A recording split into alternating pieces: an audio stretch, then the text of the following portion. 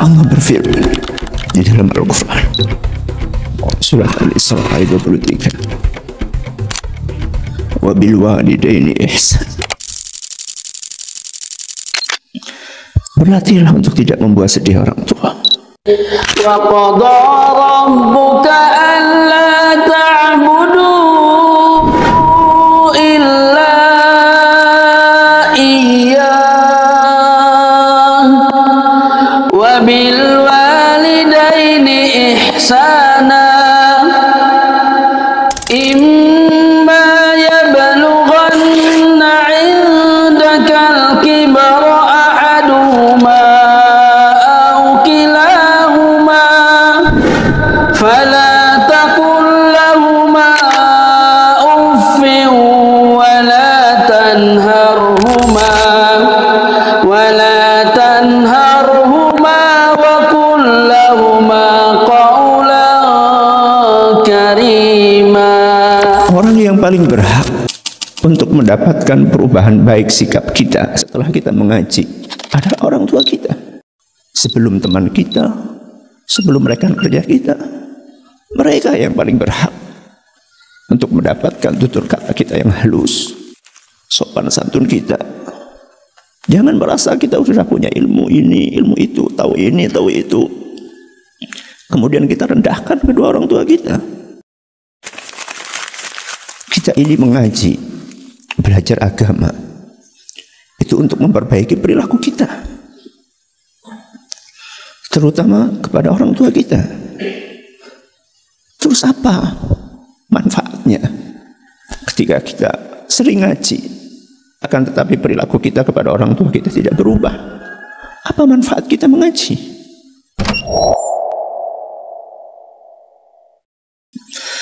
Pengorbanan mereka berdua untuk kita jauh lebih besar dibandingkan kekhilafan mereka kepada kita.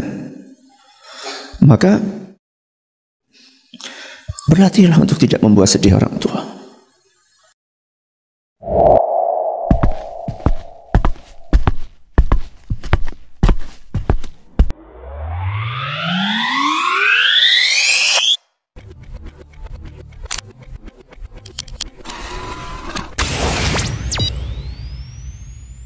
Seandainya kita diberi karunia oleh Allah Azza wa Jalla sampai menjumpai beliau berdua lanjut usia, itu adalah karunia yang Allah berikan kepada kita, dan itu mahal.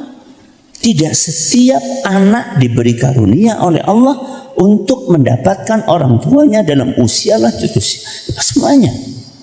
Jadi ketika kita dikasih kesempatan, kok bisa bertemu dengan orang tua kita, bisa merawat orang tua kita, bisa mengantarkan orang tua kita ke rumah sakit, bisa mengantar beliau berdua menggandeng tangannya, itu adalah karunia yang kita harus berterima kasih dan bersyukur kepada Allah.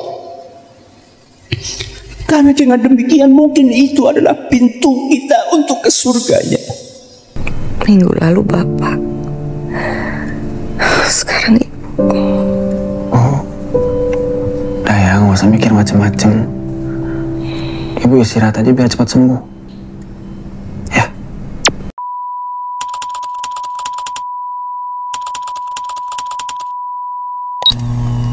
Orang tua sudah menafkahi kita puluhan tahun. Sekarang saatnya anak menafkahi orang tuanya.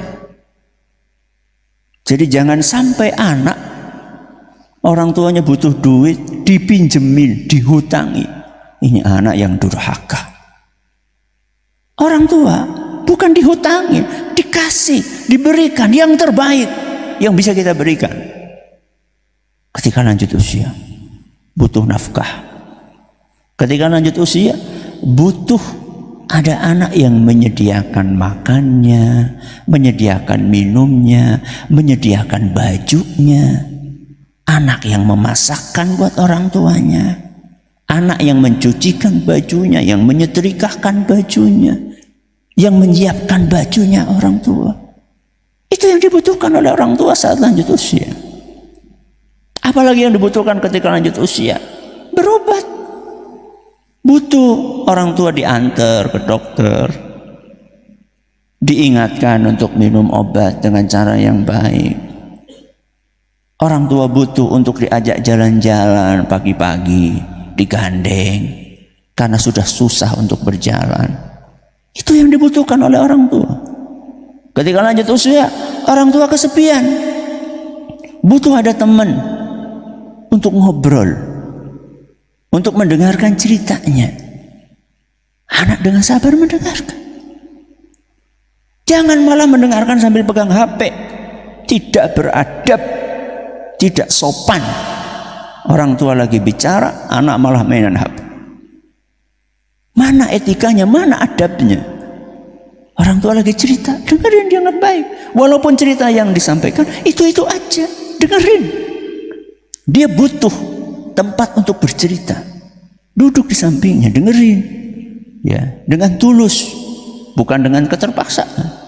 Ya. Bahkan sampai level orang tua butuh maaf setelah BAB, butuh dicebokin karena sudah nggak bisa bangkit dari tempat tidurnya. Orang tua kita berapa kali nyebokin kita ketika kita masih bayi? Gak terhitung berapa kali orang tua kita membersihkan kotoran kita. Kenapa ketika orang tua kita sudah tua kita nggak mau? Kita sambil tutup hidung, kita nyewa perawat. Kenapa nggak Anda saja? Gantian. Orang tua kita dahulu sudah merawat kita, sekarang gantian kita merawat orang tua kita. Ini pintu surga. Pintu surga. Dan kebalikannya, orang yang tidak berbakti kepada orang tuanya pasti terhilang, pasti celaka. Dan ini sudah kita saksikan. Orang tua lanjut usia malah dititipkan di panti jompo. Merasa punya duit dititipkan panti jompo. Ya, yang nggak punya duit lempar tanggung jawab. Ada anak 5. Wah, udah di rumahku 5 hari, gantian kamu. Besoknya ini sudah lama di sini, gantian. Subhanallah. Harusnya anak itu rebutan, bukan saling lempar tanggung jawab. Ya. Saya pernah sampaikan kisah 2 anak di Saudi ke pengadilan. Kenapa? Kenapa ke pengadilan? Rebutan merawat ibunya. Sampai masuk ke pengadilan, hakim sampai turun tangan. Siapa sebenarnya dari 2 anak ini yang berhak untuk merawat orang tuanya? Kenapa? Karena anak ini masing-masing berusaha supaya bisa merawat ibunya. Dan gak ada yang mau ngalah. Berebut untuk merawat orang tua, bukan saling melemparkan tanggung jawab. Ini baru anak yang berbakti. Ya. Ibu dan bapak kita bisa membesarkan 5 anak. Kenapa 5 anak nggak bisa merawat 2 atau 1 orang tua? Saling lempar tanggung jawab.